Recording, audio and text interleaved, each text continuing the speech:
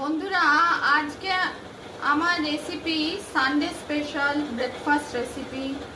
লুচি, বেগুন ভাজা, ছোলার ডাল, মিক্স সবজি, সব সবজি দিয়ে একটা তরকারি তৈরি করছি, আর রসগোল্লা। রেসিপি পছন্দ হলে লাইক করবেন, চ্যানেলটিকে সাবস্ক্রাইব করার অনুরোধ রইল। Sunday special breakfast recipe.